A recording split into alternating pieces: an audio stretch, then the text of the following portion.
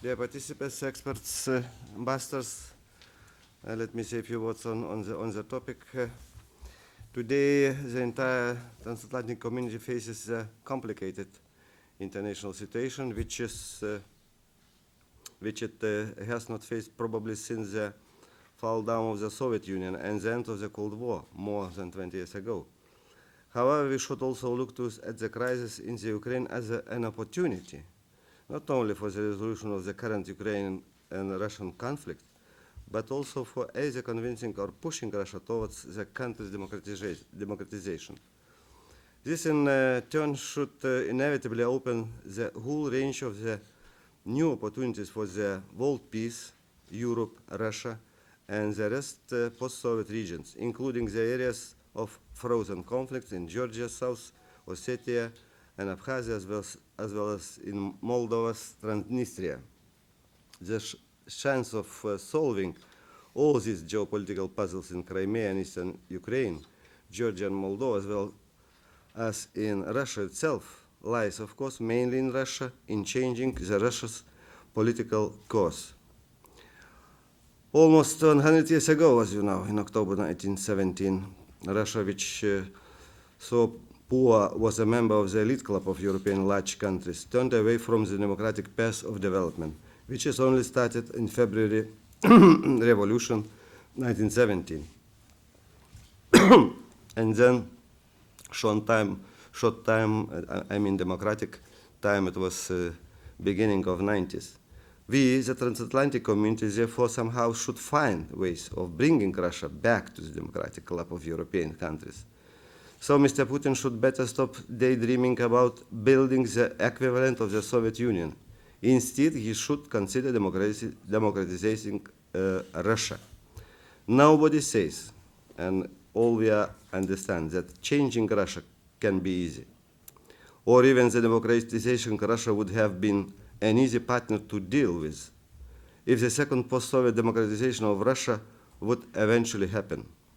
Nevertheless, today, the United States and NATO, the European Union and its 28 member states together should think seriously over how ultimately to handle Russia.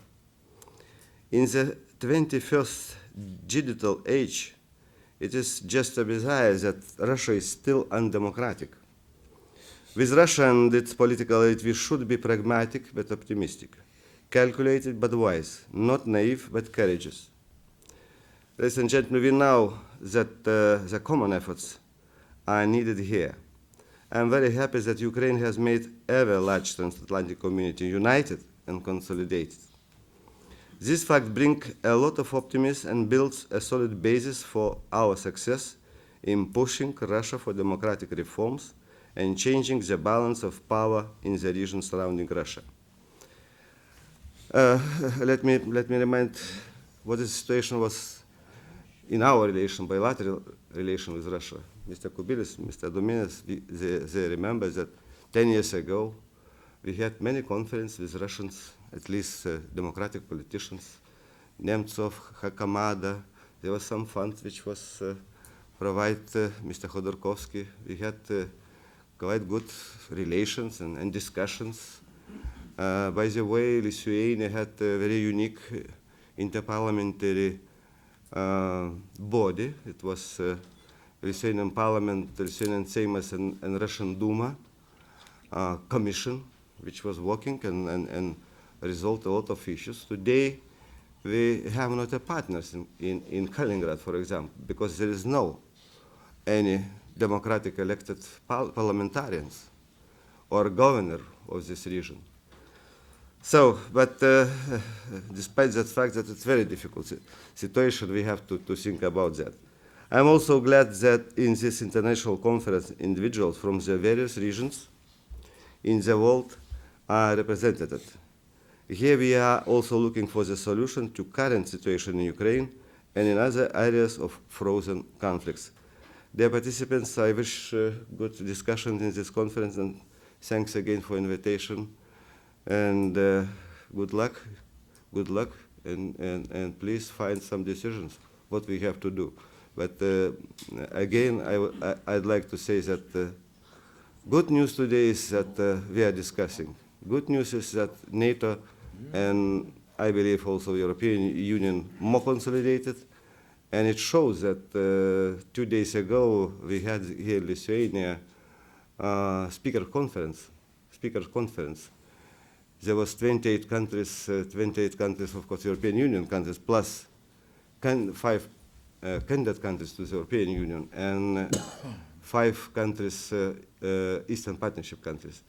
And what is very interesting that there was, of course, resolution, and one-third of this resolution was about Ukraine. And there was discussion, of course, different positions, but finally we agreed. All 28 countries, we agreed, and we had more or less, of course, we are Lithuania, we would be happy to have stronger resolution, but finally we agreed, and we have consensus. So thank you very much, and good luck for this conference.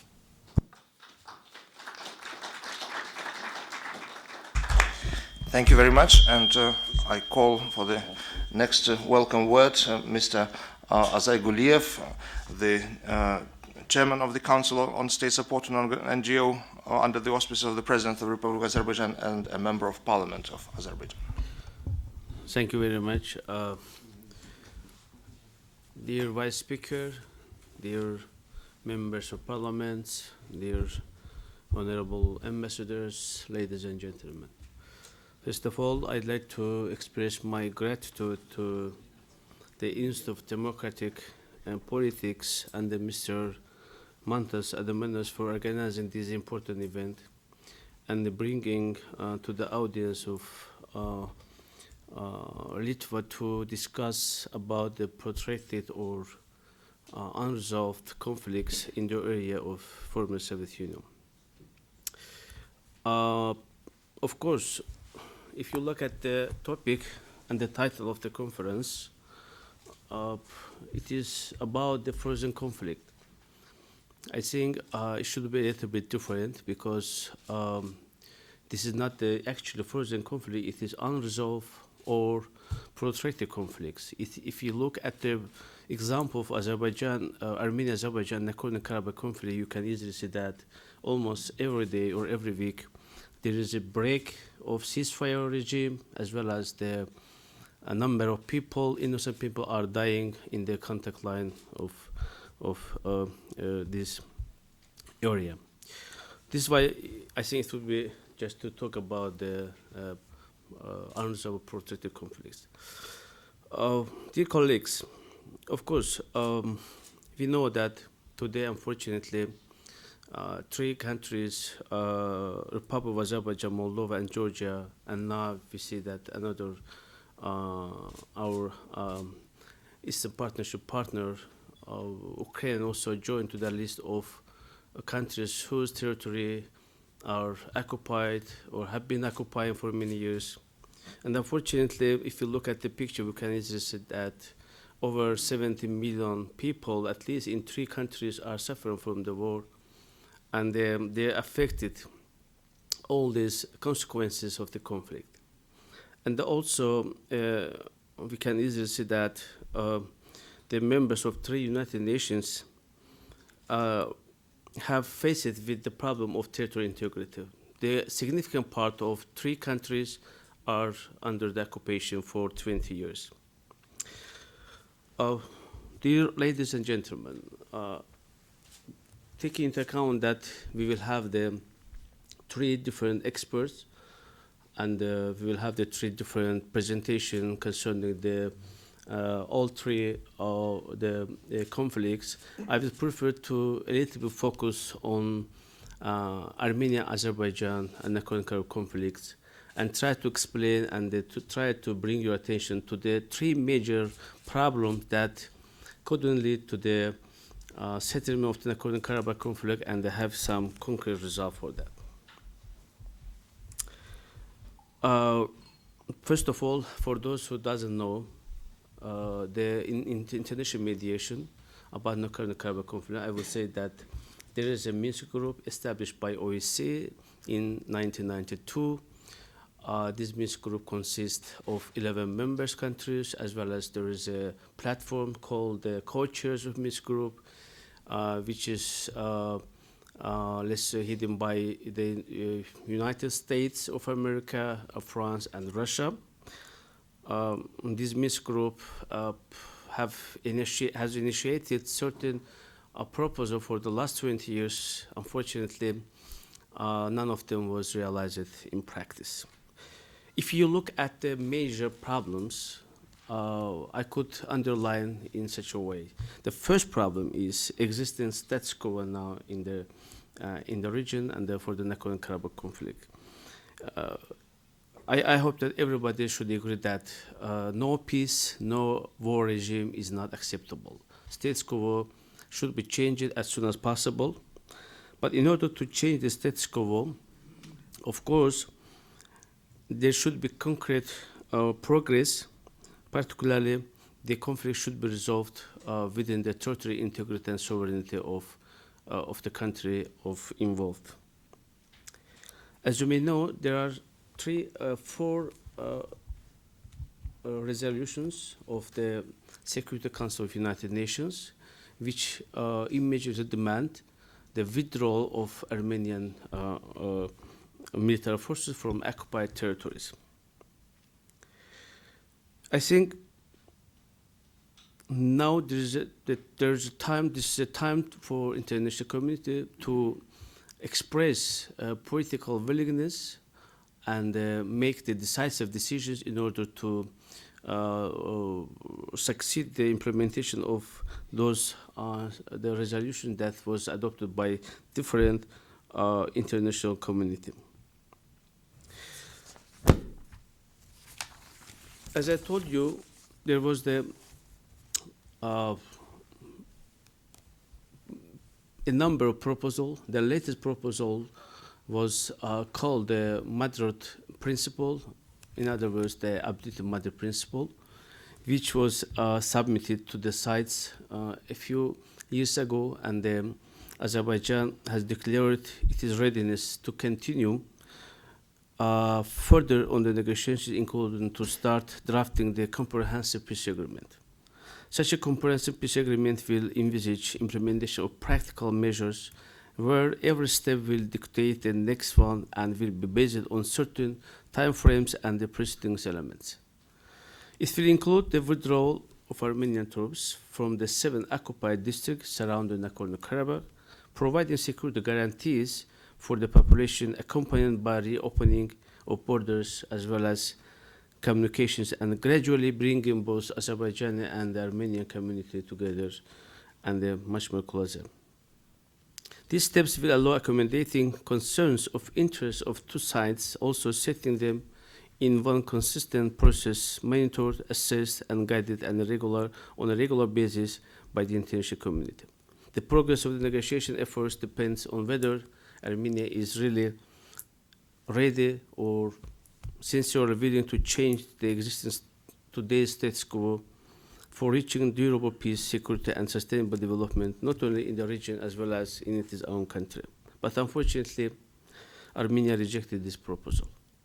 The second problem that we are facing is about the lack of confidence. The biggest responsibility that today Azerbaijan and the Armenian are facing is to rebuilding the trust between two countries. To achieve it, we have to channel a lot of appropriate efforts. Having around 1 million refugees and IDPs, and with almost 20% of the territories of Azerbaijan that is under occupation, is not easy task to do that. We believe that one of the steps in this direction could be establishing more direct contacts and arranging meetings between Azerbaijan and Armenian communities of Nagorno-Karabakh region. More people-to-people contacts could create different atmosphere in this standoff. Unfortunately, again, Armenian side avoids participating at such kind of meetings without giving any reasonable explanations. Although Azerbaijani community of Nagorno-Karabakh has repeatedly made attempts to establish contact with the Armenian community of the region, all these calls for dialogue have not received positive response. The third problem is misinterpretation and the misrepresentation of international law. If we accept our approach to Nagorno-Karabakh conflict based on international law, in particular on three major principles of Helsinki Final Act: non-use of or threat of force, territorial integrity, and self-determination of nations, we could easily say that in that respect, the situation is also unacceptable and undesirable. We could see that actually the principle of non-use of force has been violated by Armenia, as Armenia has occupied 20% of territory of Azerbaijan by using force. It is also well known that the principle of territorial integrity has also been violated by Armenia, as lands of Azerbaijan are still under occupation, as I said, for about more than 20 years. According to the international law, the principle of self-determination of nations can be ensured only peacefully and in line with the constitution of the countries and the principle of territorial integrity. Of course, we have bring a lot of examples, particularly the example of Scotland. The referendum that the Scottish people is going to have, it is really a good example to compare with those who are illegally and forcibly trying to change the map of the continent. As you know, that Scottish case, the British government and the British Parliament have decided to organize this referendum in the line of British Constitution, in the line of the international law. And of course, it lasted about more than 2 years. But if you look at the conflict areas, particularly in Azerbaijan, Georgia, and Moldova, we could see that there was no any case when these attempts were under the consent of the countries or were in the line of the constitution of their respective countries. This is why the self-determination is itself is really violated by using the force in the past. Under these circumstances, there is no mechanism for application of principle of self-determination of nations. The status of the region cannot be established at present. It must be elaborated in a peaceful, democratic way through the legal procedures with participation and the consent of both communities, Azerbaijan and the Armenian communities of the region.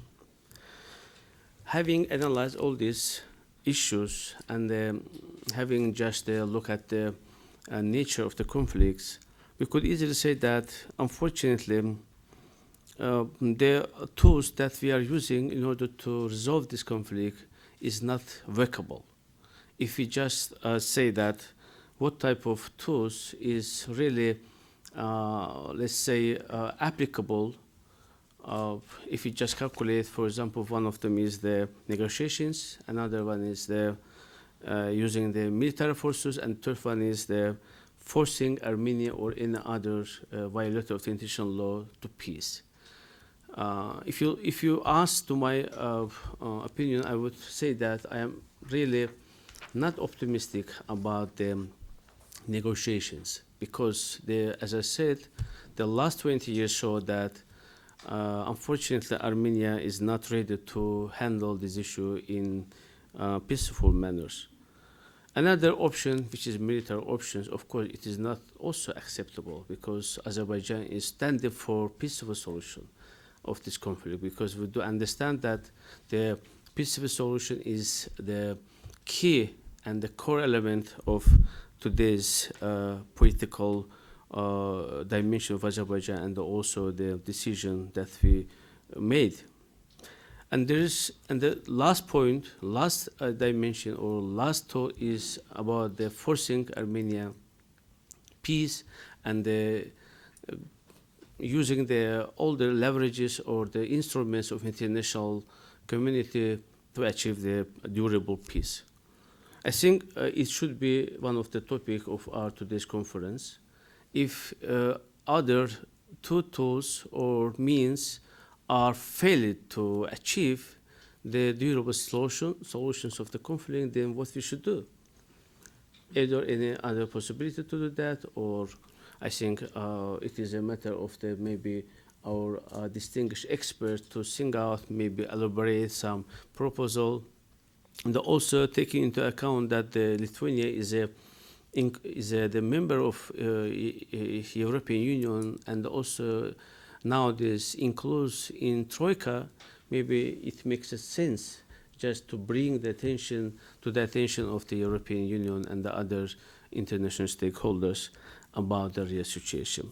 I wish the fruitful discussion to the conference. I hope that today's conference, today's meeting, or today's roundtable will be another step, another attempt to just see the real picture from the point, as well as to make some proposal how we further to let's say continue this dialogue, and how we can be able to achieve something for those protected conflicts that are existing in the region. Thank you very much. Thank you very much, Mr. Guriev, and I give the floor for welcome word to Mr. Andrius Kubilius, leader of the opposition and twice Prime Minister of Lithuania. In fact, we have been graced in our sort of welcome addresses by two ex-Prime Ministers of Lithuania, Gediminas Kirkilas, who has left to conduct the European Affairs Committee in the Parliament, is also a Prime Minister, a former Prime Minister of Lithuania. So, Andrew. Yeah. Thanks a lot, Mantas, and good morning to everybody.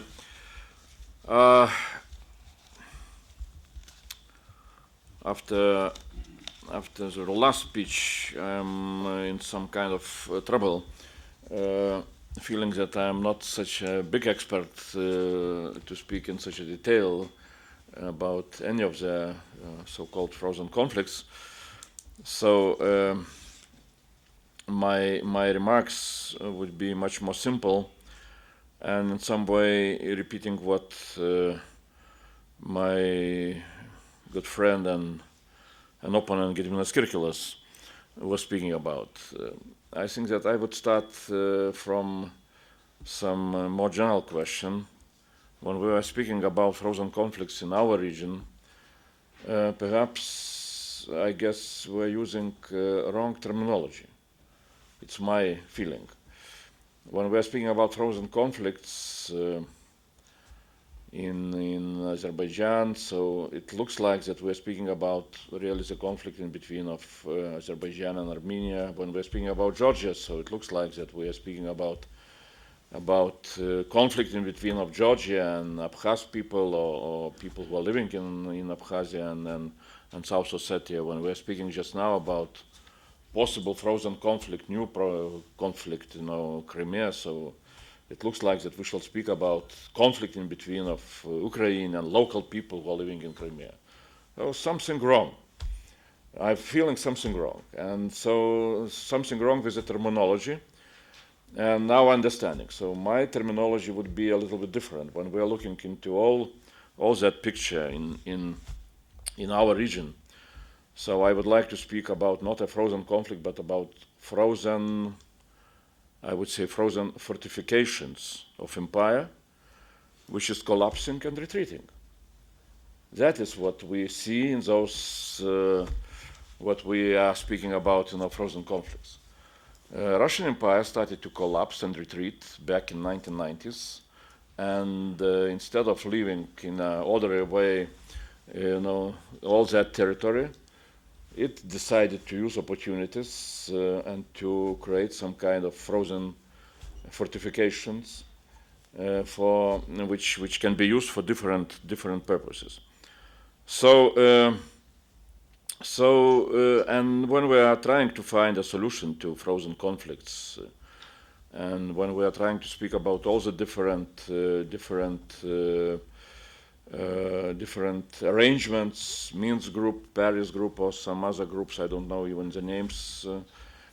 Perhaps again we are spending the time in such formats which are not able to find a real solution, because a real solution is to see in which way this empire, the last empire, Russian Empire, last empire in European continent, can, in a most effective way, to become a more or less European country. So, as I said before, I cannot disagree with my colleague Gediminas Kirkilas when he was speaking also about Russia, with only difference that I cannot believe that we could expect Mr. Putin to spend his efforts to democratize Russia. So that is not not a real scenario. So we need to look for perhaps different scenarios, which will maybe which will take more time. And when we are trying to see how things can develop in Russia, perhaps again we are too much of our time spending on trying to look how democracy can develop in Russia. How new democracies are built, we know quite a lot from our own experience, from experience of Ukraine, from experience of Central European countries. But we are forgetting that when we are speaking about Russia, first of all, we need to look how such kind of empires were collapsing and how they dismantled themselves. So what we need to study, first of all, we need to study how things were happening with British Empire or French Empire back in 1940s. But even maybe better example should be a collapse of Roman Empire a little bit earlier, which took something like more than 100 years, with retreat from the territories, with attempts to keep some fortifications, with attempts to regain some territories, but at the end it collapsed. So that is what we need to have in mind when we are speaking about those frozen fortifications, collapse of empire, retreat of empire, and what kind of possible solutions can be real solutions. So nevertheless, I am an optimist when I am looking towards future of Russia itself, and towards the future of those frozen conflicts, because the solution of frozen conflicts will depend very much on the future of Russia. So I think that what we saw was recently in Ukraine and what we see in Ukraine and Crimea, so we saw exactly how Ukraine decided to run away from empire which is collapsing. So this is very painful for Mr. Putin. Frustration is very high. When the last emperor is frustrated, he is trying to grab some new territories, but things are moving ahead. The wheel of the history is going ahead, and the wheel of the history in this case is saying very simple things. You cannot restore an empire.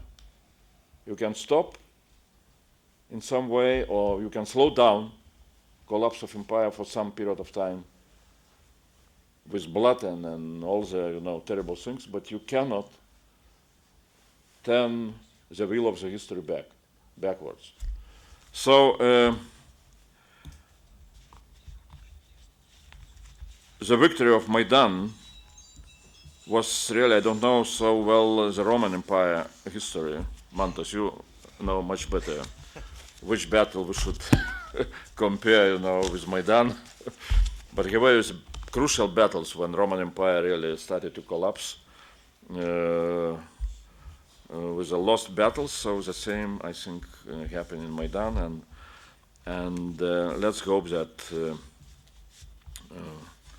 it will not take another 100 years for this empire to become a normal country. Thanks a lot.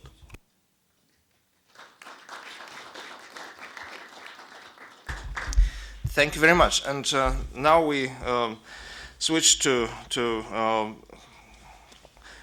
papers and presentations. And so I have the pleasure to invite Mr. Vytis Jurkonis as our first speaker. Vytis is with the Institute of International Relations and Political Science in Vilnius, and as well as Freedom House. And he's been working for a number of years with Belarus, and there is little worth knowing about Belarus that Vytis doesn't know. But it's not as a specialist on Belarus that he's here with us. He's also worked extensively with assistance to Georgia, and Vytis is going to speak about conflict in Georgia, cases of South Ossetia and Abkhazia. So, the floor is yours. Thank you, Montes. I could not agree more with Prime Minister Kubilius when he said that we have an issue with the vocabulary here, and the previous speakers have also mentioned the frozen conflicts, then protracted conflicts, then the hot conflicts. We are playing with vocabulary, and sometimes that sort of puts a curtain on the real things. Well, we know that all the regions concerned, like Abkhazia, Ossetia, Nagorno-Karabakh, Transnistria, is really vulnerable to the manipulation and provocations of the Russian Federation. It's no secret. And we should, speaking about these conflicts, we should always speak about that third party, which usually pretends not to be a conflict of the party. One thing, of course, is that in Europe we have been a bit asleep, I believe, that the hard security agenda is already gone, that and also we have evidence that the United States for some time has retreated from the Eastern Europe, and even with the conflict in Georgia, very few understood the real reasons and consequences, and were outspoken about what really happened in Georgia. And Lithuania was among those really active and called the new Cold Warrior. And we are talking about Cold War now much more than we did in 2008, right? So sadly, it was Georgia which was the first signal for the international community. But even back then, some were still daydreaming about the reset policy with Russia. So obviously, I don't advocate for the Cold War type patterns of thinking. It might be dangerous, but it was also dangerous to be naive and have the unjustified belief that Russia itself could move beyond confrontation and geopolitical thinking. So the question is, how can we explain what really happened back then in Georgia? So of course there were some speculations that there were some internal reasons, both in Georgia and in Russia, to consolidate the public support, to increase that there were internal issues which were pushing the provocations and finally escalated to the conflict. And I believe that there are some grounds to say that, but well, again, we understand that mostly this is connected to the external reasons. First of all, the Kosovo precedent, and then the Bucharest summit, NATO summit in Bucharest in 2008. So mostly the conflict was provoked by the NATO and European ambitions of Georgia. And this is kind of a lesson learned. We should have realized it then, and we are now evidencing it in Crimea. And unfortunately,